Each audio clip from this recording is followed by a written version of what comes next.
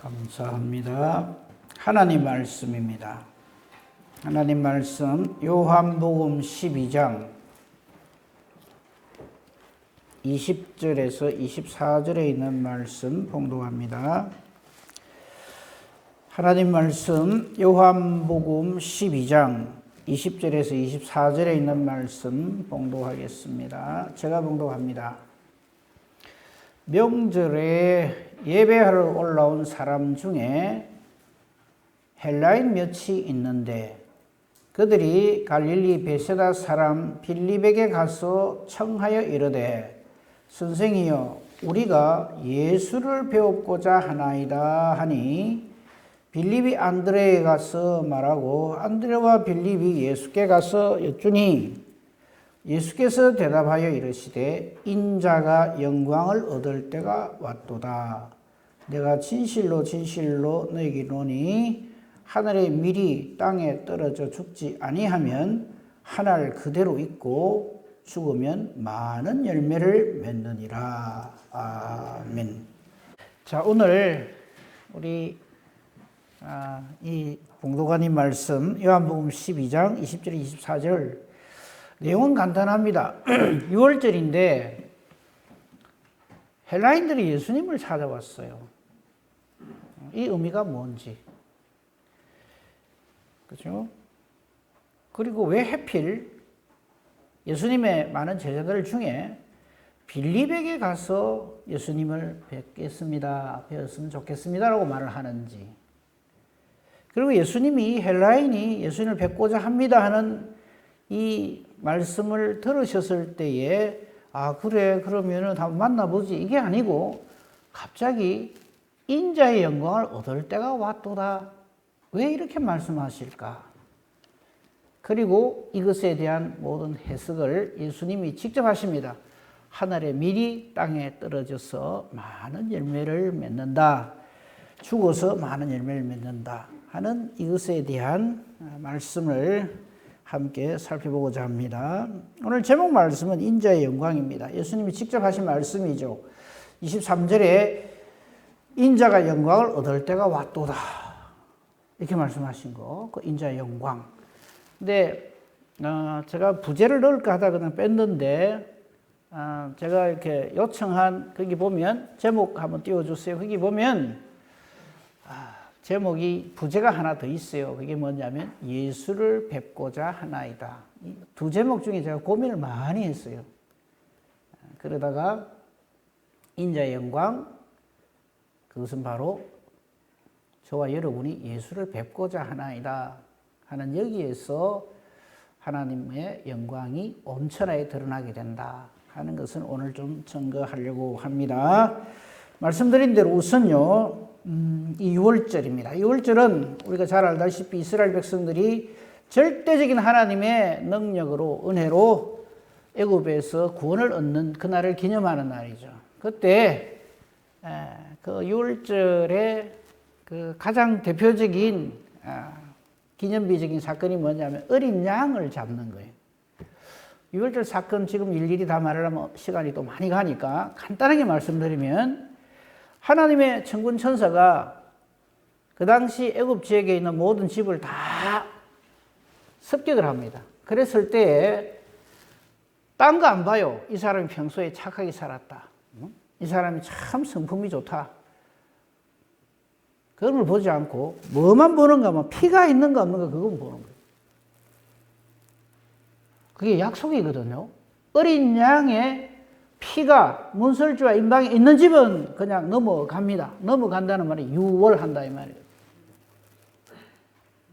재앙이 임하질 않아요. 근데 없는 집은 그 사람이 아무리 왕이라도 그 사람이 아무리 최고의 정말 인품을 갖춘 그런 도둑군자라도 거기에 상관없이 그 집에 있는 남자들, 그 장자는 다 죽어요. 그러니까 우리의 구원도 저와 여러분의 인품이 결정하는 거 아닙니다. 예수의 보혈이 있느냐 없느냐 그걸로 결정이 됩니다. 명심 또 명심하셔야 됩니다. 자, 그것을 기념하는 날이 6월절인데 사실 이 6월절 예수님이 지금 이게 마지막 6월절입니다. 예수님 십자가 지신 날이 6월절 기념일인 거 아시죠? 그러니까 지금까지 죽었던 그 어린 양의 유월절 때마다 이스라엘 백성들이 얼마나 어린 양을 많이 죽여요. 그 실체가 바로 하나님의 어린 양이신 예수 그리스도의 대속의 죽으심, 십자가의 죽으심이다. 거기에서 완성된다는 걸 유대인들은 모르죠. 전혀 모르고 이번 유월절도 그냥 양 잡고 썬 나물 먹고 맛없는 떡 먹고 그렇게 지키려고 준비를 하고 있는 바로 그때에 오늘 본문 말씀 잘 보세요. 본문 띄워주세요. 20절 이 명절에 예배하러 올라온 사람들 중에 그죠? 이스라엘 백성들에게 이 3대 절기이기 때문에 디아스포라 유대인을 비롯해서 온 유대인들이 전부 예루살렘 성전으로 모여듭니다. 그런데 그 중에 왜 저 사람들이 왔지 싶은 사람이 있어요. 헬라인입니다. 유대인이 아니란 말이에요.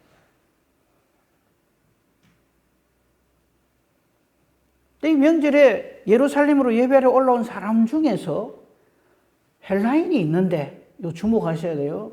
근데 이 사람들이 그냥 명절에 참석하는 이것도 좀 이거는 아닌 거죠. 유대인들이 볼 적에 왜 왔지? 이래 되죠. 이스라엘 백성들은, 유대인들은 자기들만이 아브라함의 후손으로서 하나님의 백성이요, 장차 천국에 들어갈 사람들이다. 이렇게 생각하고 있단 말이죠. 근데 혈통이 이스라엘 백성, 즉 아브라함의 후손이 아닌 사람은 해당이 없다고 생각해요. 근데 그들 중에 간절히 원하는 이방인이 있으면 유대화해서 가장 대표적인 것이 할례를 행하고 여러 가지 결례를 다 행한 다음에 유대인으로 인정해 주는 거죠. 그렇게는 되는데 지금 두 사람들은 보면 명절에 예배하러 올라왔는데 헬라인으로서 왔다 이게. 근데 이들이 이상한 일을 해요. 그게 21절입니다. 그들이 요 대목도 주목을 해야 됩니다. 그냥 예수님의 제자 빌립에게 가서 빌립 선생이요, 우리가 예수를 배우고자 합니다. 이렇게 하면은 별 문제가 없는데 빌립에 대해서 설명을 해요. 뭐라고 설명하는가 하면 갈릴리 베세다 사람 빌립에게 가서 요청을 합니다. 저거 왜 저럴까?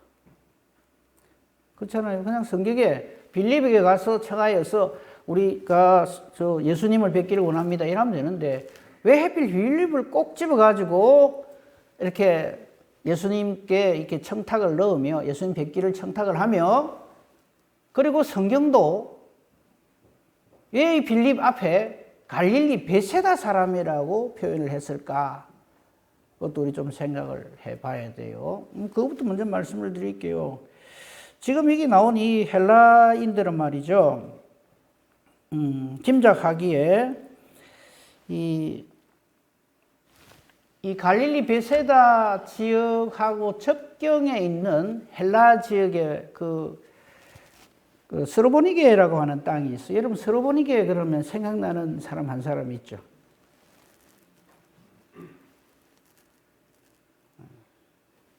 잘 모르시겠어요? 스로보니게 지역에 왜 예수님께서 하신 유명한 말씀이 있죠. 스로보니게 여인 하나가, 그죠? 헬라인이죠. 이방인이 와가지고 예수님께 자기 딸 고쳐달라고 할 적에 예수님이 하신 말씀이 있죠. 자녀의 떡을 취하여서 개에게 던져주는 것이 합당하지 않다. 이렇게 다 거절을 하죠. 그럴 때 그 스로보니게 여인이 한 말이 있죠. 예, 주님 옳습니다. 나는 개와 같은 그런 아닌 영 엉망인 그런 존재지만 개들도 주인의 상에서 떨어지는 부스러기를 먹고 삽니다. 이 말을 들은 예수님이 이 여인의 믿음을 보시고 그 딸을 낫게 해주는 장면이 나옵니다. 그죠? 그 다음에 우리가 예수님이 이런 말씀을 하셨을까 싶은 그런 내용이 하나 있어요. 그게 뭐냐면 마태복음 10장 5절 6절에 보면 우리 예수님께서는 모든 사람에게 다 사랑을 주시고 은혜를 주시고 그렇게 생각하잖아요. 맞습니다. 근데 예수님이 이런 말씀을 하신 적이 있어요. 예수께서 12 제자들을 보내시면서 이런 말씀을 하세요. 이방인의 길로 가지 마라. 사마리아 고을에도 가지 마라. 이스라엘 집에 잃어버린 양에게로 가라. 이 말씀을 하신 적이 있어요. 근데 저 말이 언제까지나 저렇게 하란 말은 아니에요. 아직 제자들이, 12제자들이 아직까지 성령으로 충만함을 입어서 이방인에게도 가서 복음을 전하고 나중에 사마리아에도 복음을 전하잖아요. 그렇게 할 만큼 아직까지 준비가 되지 않았기 때문에 저렇게 말씀을 하신 거죠. 예, 그건 우리 미리 알고 오늘 본문 대목을 다시 한번 보도록 하십시다. 근데 이 이방인들이, 즉 헬라인들이, 특별히 헬라인들이 이 갈릴리 베세다 사람 빌립에게 가서 청한 것은 바로 그런 이유다. 이 갈릴리 베세다 지역하고 이 헬라인의 지역인 스로보니게 지역하고 가까워요. 그러니까 이쪽 지역 이 헬라인 출신들이 그래도 예수님 12제자 중에 자기들과 어느 정도 말이 통할 것 같은 이 갈릴리 베세다 사람인 빌립에게 요청을 하는 겁니다. 그런데 요청을 받은 이 빌립이 다시 누구에게 가는가 하면 안드레에게 가요. 빌립하고 안드레는 좀 잘 통해요. 그 오병이어 이적 일으킬 때도 보면 빌립하고 안드레하고 이렇게 소통하는 장면이 나오거든요. 그건 지금 보지 않겠습니다. 아무튼 그래서 이 빌립이 안드레에 가서 말하고 안드레 빌립이 예수님께 가서 여쭙는다고 되어 있죠. 그 이유가 아까 말씀드린 그겁니다. 예수님께서는 이방인의 길로 가지 마라, 사마리아에게도 가지 마라, 이스라엘이 잃어버린 집에게로 가라 하는 그런 적이 있었고, 그 다음에 스로보니게 여인이 왔을 때 냉정하게 딱 거절했던 그런 그게 있기 때문에 이 안드레와 빌립은 예수님께 가서 헬라인들이 와서 이렇게 예수님 뵙기를 원하는데 예수님 만나시겠습니까? 라고 여쭙는 게 22절이에요. 어느 정도 이해가 되시죠? 그죠? 그런데 자 23절 띄워주세요. 예수님께서 이 말을 들었을 적에 어쩌면은 안드레와 빌립이 이런 대답을 예상했을 수도 있어요. 내가 전에 이방인들 이게 접하지 말라 했지 않느냐? 지금 이 기한 6월절 이 명절에 왜 저 이방인들을 내가 만나야 되느냐? 그죠? 그런 대답을 이렇게 예상할 수도 있죠. 그래서 이렇게 조심스럽게 여쭙는 거예요. 이방인인데 헬라인들이 와서 예수님 뵙고자 합니다.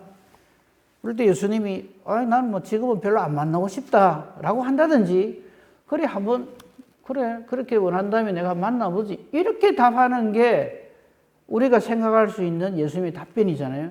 근데 갑자기 저렇게 말씀하세요. 인자가 영광을 얻을 때가 왔도다. 여러분 이 부분을 예사로 생각하고 넘어가시면 안 됩니다. 한번 생각해 보세요. 다시 제 말 이해가 되셔야 돼요. 헬라인이 찾아왔어요. 예수님 뵙기를 원합니다 할 때 예수님이 이방인들이 왜 나를 찾아와? 난 별로 안 만나고 싶어 하시든지 그래 무슨 말 하라고 왔지? 그럼 한번 들어보라 해라. 이래 말해야 맞는데 이들이 찾아왔습니다 하는데 갑자기 예수님이 인자가 영광을 얻을 때가 왔도다 이란단 말이죠. 무슨 말인지 이해가 됩니까? 이해가 안 되시는 분은 저에게 조용히 찾아오시기 바랍니다. 이게 보통의 일이 아니라는 거예요. 이 장면을 보면서 특별히 23절 보십시오. 헬라인, 이방인들이 예수님을 찾아왔을 때 인자가 영광을 얻을 때가 왔도다 하는 저 말의 의미가 뭘까? 근데 저런 적이 한번 있었어요. 그전에도. 언제인지 아십니까? 예수님이 이 땅에 육신으로 오실 때 이 예수님이 오셨다는 것을 맨 먼저 이스라엘 사람들에게, 이스라엘 백성들에게 알려준 사람들이 누굽니까? 좀 있으면 성탄절인데 금방 누구예요? 동방박사 세 사람. 그게 답입니다. 동방박사 세 사람이 유대인입니까? 헬라인도 아니고 동방에서 온 일이었어요. 지금의 어디입니까? 페르시아, 이란, 이라크 저쪽 지역이에요. 저기에서 온 사람들이 유대인의 왕으로 나시니가 어디 계시뇨? 우리가 그에게 경배하러 왔노라고 알려줘요. 이스라엘은 어쩌고 있습니까? 완전히 영적으로 굴굴 잠자고 있는 거예요. 예루살렘이 듣고 소동이 일어나요. 그런데 이 동방에서 온 박사들이, 이방인들이죠. 저들에게 알려준 이 메시지가 그리스도가 오신다는 것을 알아요. 모르는 게 아니에요. 여러분, 헤롯 왕이, 이스라엘 백성들이 이 말을 들은 헤롯 왕이, 동방 박사들로부터 이 메시지를 들은 헤롯 왕이 저들의 대제사장과 백성의 서기관들에게 하는 질문 아십니까? 뭐라고 질문했는지 아십니까? 이게 뭔 소리고? 응? 이게 무슨 말이냐? 이 이방인들이 와가지고 너희 이스라엘의 왕으로 나시니까 어디 계시냐고 물어보는데 이 도대체 무슨 말이냐? 이래 안 물어봅니다. 뭐라고 물어보는지 아십니까? 성경 확인해 보세요. 그리스도가 어디서 나겠느냐? 라고 묻습니다. 확인 안 해도 되겠죠? 여러분 딴 성경은 몰라도 마태복음 많이 보셨잖아요. 그게 보세요. 헤롯 왕이 그래 물어봅니다. 내가 왕으로 있는데 왜 엉뚱한 왕이 또 나느냐 물어본다. 반란이 어디서 일어나는 거 아니냐? 이래 안 물어봅니다. 정확하게 그 의미를 알아요. 그리스도가 어디서 나겠느냐 묻습니다. 그럴 때 그들의 답, 베들레헴에서 납니다. 미가 선지를 통해서 이렇게 기록되어져 있습니다. 그러면서 동방 박사들 보내면서 자세히 알아보고 내한테도 알려다오. 나중에 죽이려고. 알고 있어요. 그런 일이 예루살렘에서 벌어지고 있을 때 예루살렘 아닌 베들레헴, 실제로는 예수님 베들레헴에 나시잖아요. 그래서 박사들이 베들레헴을 향하여 예수님 나신 곳을 향하여 가잖아요. 그죠? 그리고 별이 예수님 계신 곳을 비춰주고. 그건 잘 아실 거예요. 그런데 그 일이 벌어지고 있을 때에 하나님께서 사인을 주시죠. 틀림없는 사인을 주시는데 그 사인이 뭡니까? 베들레헴 근처에서 양을 치던 목자들에게 하늘의 천군 천사들이 나타나서 대합창을, 그리고 최고의 메시지를 보내죠. 오늘날 다윗의 동네에 내려야 구주가 나셨다. 그 그리스도 주시니라.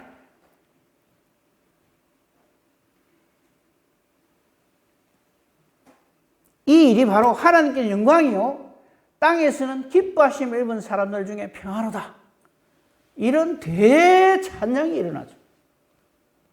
그때 그 천사들이 합창한 내용 중에 바로 이 일이 뭐라 그럽니까? 하늘에는 영광이요. 그 영광하고 지금 예수님이 하시는 요한복음 12장 23절에 예수께서 대답하여 이르시되 바로 그 영광을 인자가 얻을 때가 왔도다 하는 거하고 딱 매칭이 된다. 무슨 말인지 이해가 되십니까? 즉 동방의 박사들이, 이방인들이 와서 영적으로 잠자고 있는 이스라엘 백성들을 일깨웠듯이 이 헬라인들이 지금 예수님 십자가 지시기 직전이에요. 지금 그럴 때 이 헬라인들이 예수님 뵙기를 원합니다. 여러분 여기서 말하는 예수님 뵙자 하는 이 말이요, 그냥 단순히 그냥 상견례 인사 한번, 얼굴이나 한번 봅시다 이 말 아닙니다. 여기서 뵙는다 하는 말은 영광을 돌린다 이 말입니다. 이분들이 와서, 왜냐하면 예수님의 지금 얼마 전까지 종려절이라 해가지고 이스라엘이 왕으로 온다고 난리가 났었잖아요. 호산나 다윗의 자손이 이랬단 말이죠. 그리고 이스라엘 백성들은 지금 예수님이 진짜 저들의 정치적 왕이 될 거라고 그렇게 생각을 하고 있어요. 헬라인, 이방인, 로마에 속해 있는 로마의 사람들과 절친한 좋은 관계에 있는 헬라인들이 예수님께 와서 경배를 드리고자 합니다 할 적에 예수님은 그 내막을, 저들의 찾아온 심령을 꿰뚫어보고 계신다는 말이 바로 저 말입니다. 그래서 인자가 영광을 얻을 때가 왔도다 이렇게 선포하십니다.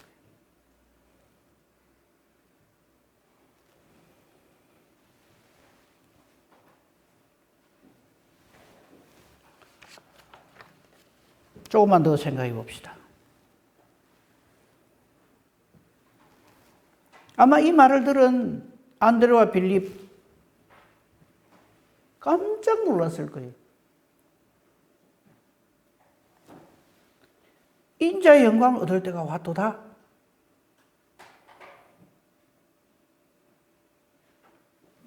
예수님 탄생 시에 영적으로 흑암 중에 있는 이스라엘 백성들이 이 동방의 세 사람으로 인하여서 바로 이 사건이, 그리고 들에서 양을 치던 목자들에 의해서 이 예수 그리스도의 이 땅에 육신으로 입고 오신 이 의미를 우리가 다 알게 되잖아요. 예수님 탄생하실 적에 동방 박사의 사건과 들에서 양을 치던 목자들의 사건이 없으면 우리는 깜깜해요.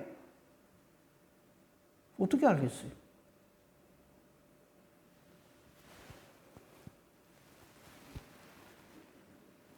그리고 지금 이 순간 예수 그리스도의 십자가 지심의 이 의미를 역시 똑같이 영적으로 흑암 상태에 있는 이스라엘 백성들은 그 의미를 몰라요. 저들이 예수님을 십자가에 못 박아서서 할 때는요, 우리의 죄를 사해 주소서의 의미가 아니잖아요. 죽여버리십시오. 우리는 굉장히 믿고 의지하고 간절히 바랬는데 우리 뜻하고 상관없이 저렇게 무참하고 무기력하게 그냥 죽고 마는 저게 무슨 우리의 메시아냐 이거죠. 이스라엘 백성들은 전부 이렇게 예수님을 조롱하고 비아냥거리기 직전의 그 순간에 바로 이 장면에서 헬라인들이 찾아온 이것에 대해서 예수님은 인자가 영광을 얻을 때가 왔도다라고 선포하시는 겁니다. 요한복음 3장 16절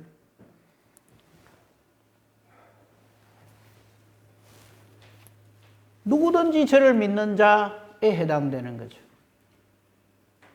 사랑하는 성도 여러분, 우리 예수 믿는 데는 그 어떤 조건도 어떤 자격도 어떤 제한도 없습니다. 하나님이 우리를 이처럼 사랑하셔서 주신 이 독생자를 믿는 자는 그 어떤 사람도 상관없이, 그래서 제가 늘 말씀드리잖아요. 못생겨도 괜찮고 못 살아도 괜찮고 골골거리도 괜찮고 아무 상관없어요. 다만 하나님이 나를 창조하시고 하나님이 나를 사랑하신다, 이거를 깨달아 아는 자, 그 사랑의 하나님이 나를 구원하시려고 독생자를 주셨다, 하나님 자신을 주셨다, 이를 믿는 자마다 예외 없이 실패 실수 없이 틀림없이 멸망당할 자인데 영원한 생명을 하나님이 주신다. 저거를 통해서 하나님은 영광을 받으십니다. 이것이 독생자의 영광입니다. 예수 이름에 의해서 구원받지 못할 사람이 없는 이것이 독생자의 영광입니다. 지금 그것을 예수님은 오늘 본문에서 선포하고 계시는 것이죠. 안 찾겠습니다. 하나님께서 믿음의 조상 아브라함을 부르시고 그리고 아브라함, 이삭, 야곱 계속해서 똑같은 말씀으로 약속하시죠. 너와 내 후손으로 말미암아 천하 만민이 구원을 얻으리라. 혹은 복을 받으리라. 할 때 그 너와 내 후손이라고 하는 그 후손의 의미, 요거는 찾아주세요. 갈라디아서 3장 16절, 요한복음 3장 16절하고 갈라디아서 3장 16절은 반드시 우리가 알아야 할 최고의 복음입니다. 외우기 쉽죠? 요한복음 3장 16절, 갈라디아서 3장 16절. 갈라디아서 3장 16절 꼭 기억하십시오. 제가 읽겠습니다. 이 약속들은, 즉 아브라함과 그 자손에게 쭉 계속해서 아브라함에게도 이삭에게도 야곱에게도 하나님 계속 이 메시지를, 이 약속을 합니다. 그런데 여럿을 가리켜서 그 자손들이라 하지 아니하시고 오직 한 사람을 가리켜 네 자손이라 하였으니 이 자손이 곧 그리스도라. 그래서 그리스도와 아브라함에 대해서 몇 번이나 이 말씀을 드렸어요. 이스라엘 백성들이 얼마나 네가 아브라함을 아느냐? 아브라함을 봤느냐? 이럴 때 예수님 하신 말씀 있죠? 아브라함이 나기 전부터 내가 있느니라. 예수님 직접 하신 말씀이에요. 저 말씀하고 연결이 되는 거예요. 모세가 예수님을 압니까 모릅니까? 그거 성경 안 찾아봐도 금방 알죠. 변화산상에서 예수님 십자가 지시기 직전에 이 사건 전에 있었던 일이죠. 예수님 십자가 지시기 직전에 예수님 찾아온 구약의 최고 대표 하나님의 사람들이 찾아오죠. 그 중에 한 사람이 모세입니다. 모세와 엘리야가 찾아와요. 물어봅시다. 모세가 예수님 압니까 모릅니까? 그런데도 아직도 우리 중에는 이랍니다. 글쎄요, 모세는 구약시대 사람인데 그 사람이 어떻게 예수님을 알겠습니까? 제발 성경으로 말합시다.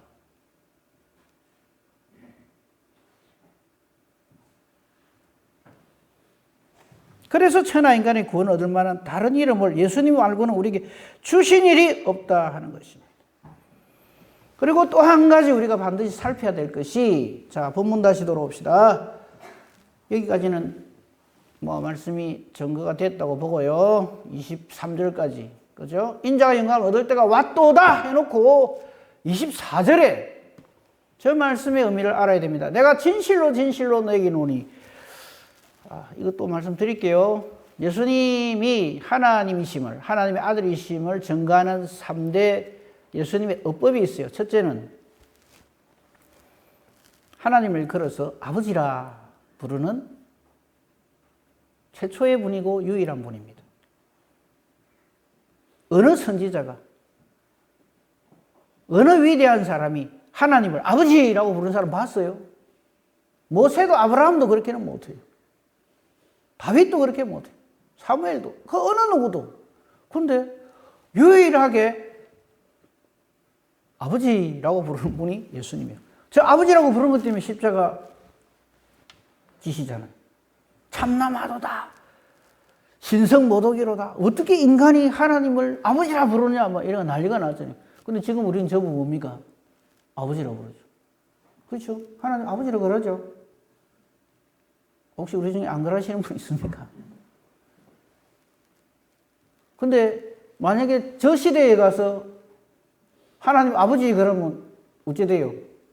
다 죽어요. 그죠? 지금 이게 진리인데, 저 때는 전부 화들짝 놀라는 거예요. 예수님이 우리에게 가르쳐 주시는 거예요.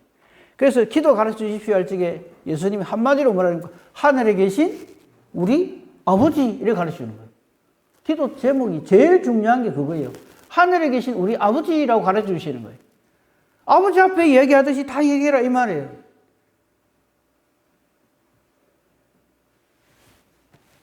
그거. 두 번째는요, 이런 표현을 예수님 많이 하시죠. 기억나실 거예요.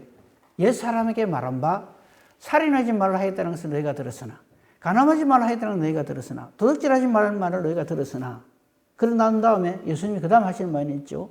나는 너희에게 말하노니. 이거는요, 하나님께서 모세에게 주신 율법입니다. 옛사람에게 말한 바, 저 모세에게 말했던 그 율법, 이걸 너희가 지금 완전히 오해하고 있다. 하지만 나는 너에게 이르노니 라는 말을 하심으로써 이 말을 하는 예수님이 바로 하나님이시라는 것을 스스로 증명하는 거예요. 자, 우리가 어떤 말을 내립니다. 이렇게 하세요 했는데 그 말을 번복할 수 있는 사람은 누굽니까? 그 말을 한 사람 아니면 그게 번복이 안 돼요. 그렇죠? 제 말 이해가 됩니까? 뭘 이렇게 하라 한 말을 아니 그렇게 하지 말고 이렇게 하라고 바꿀 수 있는 권한은 그 말을 한 사람이거나 아니면 그 말을 한 사람보다 더 위에 있는 사람만이 그렇게 할 수 있어요. 그렇죠? 그 옛 사람이 이렇게 말했지만 나는 너에게 이른다 이 말은 나는 성자 하나님으로서 너에게 이렇게 다시금 좀 똑바로 알도록 다시 내가 말한다 이런 말이에요. 그게 이제 두 번째 예수님의 하나님 되심의 증거고 세 번째가 바로 저겁니다. 진실로 진실로 너에게 이른다. 예수님 하시는 말씀 중에 굉장히 많은 말이 진실로 진실로 아멘 아멘으로 내가 말한다. 아멘이란 말은 진정성으로 진리로 반드시 그렇게 되어질 것으로 이 말이에요. 그런데 우리는 이 아멘을 우리의 기도나 우리의 간절한 바람 맨 뒤에 넣지요. 이렇게 되어지길 바랍니다. 그렇게 됐으면 정말 좋겠습니다. 이 간절한 소망을 나타내는 아멘이고 예수님의 아멘 아멘은 하나님의 권위로 내가 이렇게 선포한다 이 말이에요. 반드시 되어진다 이런 하늘의 권위로, 하나님의 권위로 내가 너에게 이렇게 선포한다 할 때 예수님 항상 저 말을 쓰세요. 내가 진실로 너에게 이르노니 하늘의 미리, 이 하늘의 미리는 예수님을 의미하는 거죠. 땅에 떨어져 이 말은 인카네이션, 성육신입니다. 이 땅에 오셔서 죽지 아니하면, 이 십자가의 죽음을 죽지 아니하면은 우리의 죄는 그대로 있다면 한 사람도 구원을 못 받아요. 왜? 자기 죄값을 자기가 담당해야 됩니다. 그런데 이 하늘의 미리 이 땅에 오셔서 하나님 아버지의 뜻대로 죽으면, 대속의 죽음을 죽으면 많은 부활의 열매를 맺느니라, 이 선포를 하시고 십자가를 지신다 이 말이에요.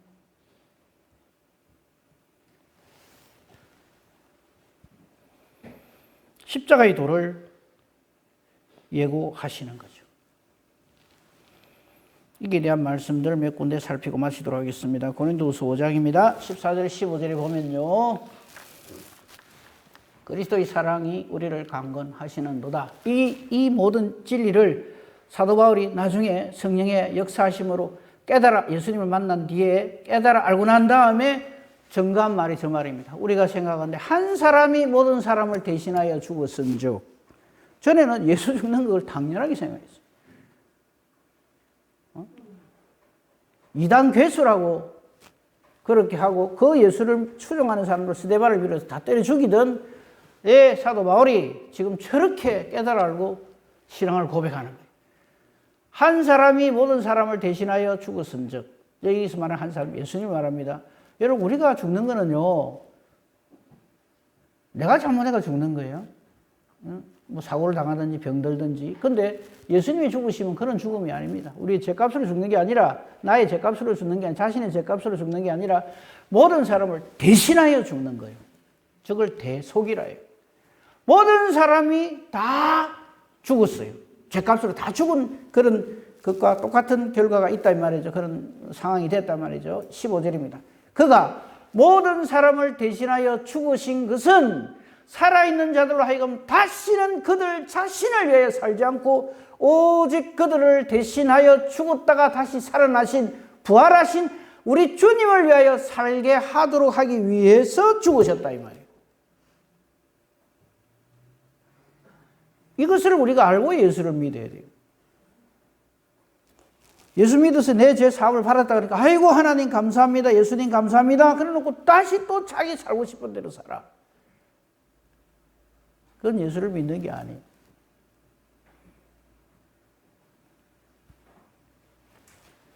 이거를 다시 또 설명해 놓은 부분 또 봅니다. 로마서 5장 8절입니다. 이 십자가의 의미, 우리가 아직 죄인 되었을 때 그리스도께서 우리를 위하여 죽으셨어요. 상당히 괜찮아서 우리를 구원하신 게 아니에요. 우리가 죄인이기 때문에 우리를 대신하여 죽으시는 거예요. 그렇게 한 이 죽음은 하나님의, 우리에 대한 하나님의 사랑을 확증하시는, 확실하게 증거하시는 사건이다. 그러므로 이 하늘의 민이 땅에 떨어져 죽는 이 일이 없으면 우리는 우리의 죄를 우리가 스스로 책임져야 합니다.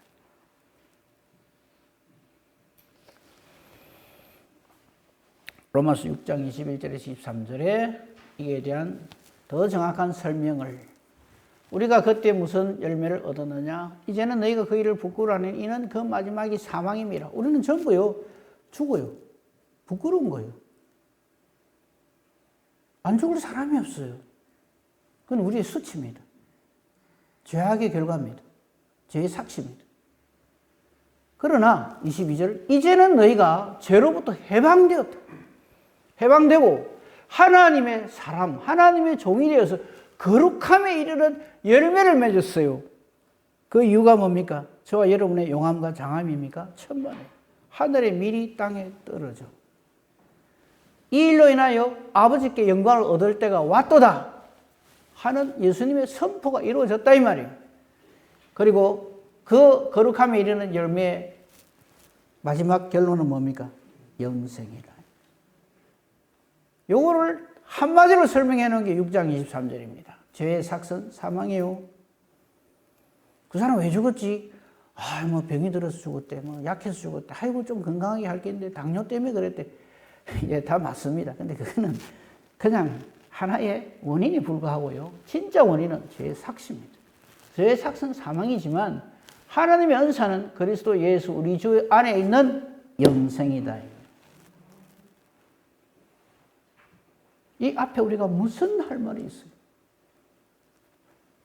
그래서 우리는 예수 믿는 거예요. 무조건 예수 믿는 거예요.